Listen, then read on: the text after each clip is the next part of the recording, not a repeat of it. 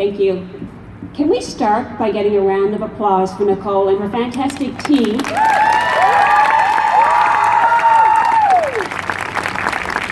such an amazing job at organizing this event tonight and getting us here from Bannerman Park to City Hall safely. So thank you, Nicole, and everybody else who's part of that team. Sexual offenses are among the most underreported crimes in Canada.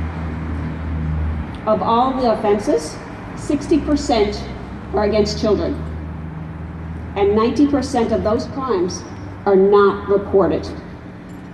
We've all heard the statistics. Substance abuse costs Canadian society over $38 billion a year. But did you know that up to 90% of people struggling with addictions were sexually abused as children? Incarceration of criminals costs Canadian taxpayers over $5 billion annually. Yet, up to 80% of inmates were sexually abused as children.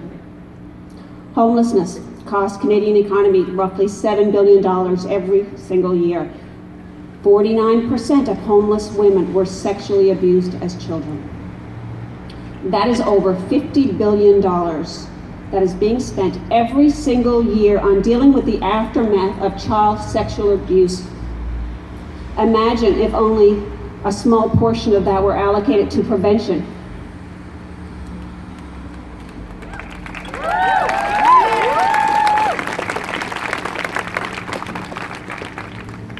Like many others here tonight, I am a statistic. As an infant, I was placed in protective custody and adopted at a young age. I grew up in Georgetown. That's a small community about an hour outside of St. John's. It's one of those communities where most, if not everyone, knew everyone else. It's considered a safe place to raise children. My house, however, was anything but safe. At age 17, I escaped by running away from home.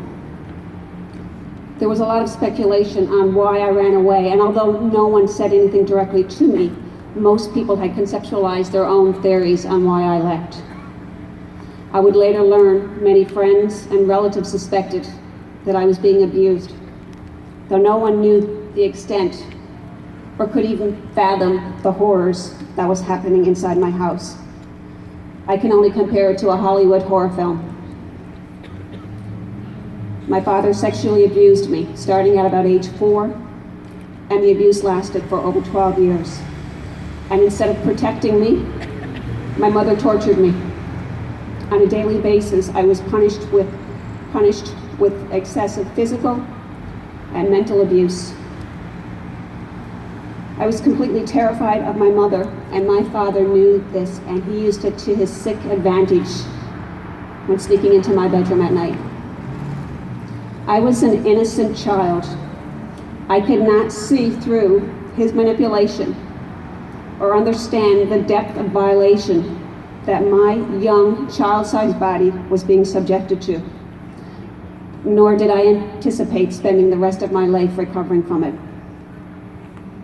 I did survive, and I completed my entire school year, that's from kindergarten to graduation, without confiding in one single person. In fact, it was decades later before I could even talk about sexual abuse. Sexual abuse has changed me. I felt shame for what had happened, and I blamed myself for not stopping it. I kept the abuse a secret. I suppressed it so deep that I thought no one would even know. But that's not how it works. Like scar tissue, the effects of sexual abuse never completely go away.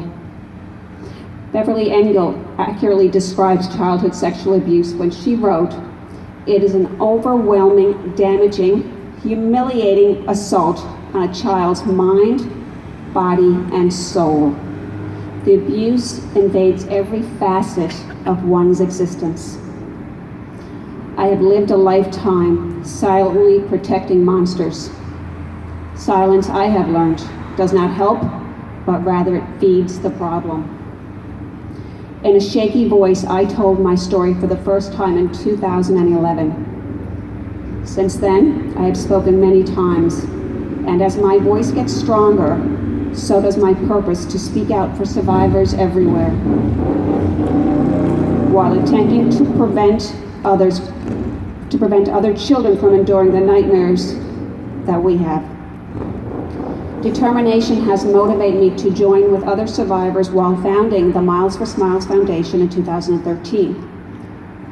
Through the local not-for-profit organization, we facilitate a support group for adult survivors of all forms of child abuse. We raise much-needed awareness both in and outside of the province.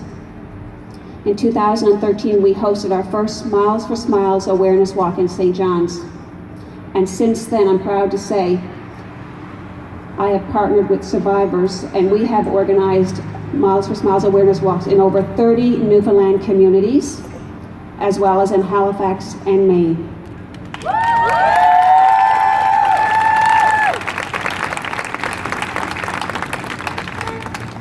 And finally, we teach child sexual abuse prevention to adults working and/or volunteering with children and youth.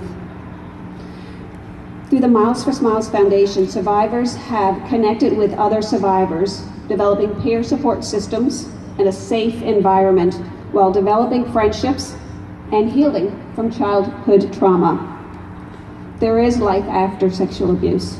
The road may be long and winding, but with support of family, friends, and resources, we have a much better chance of staying on the right path. Thank you.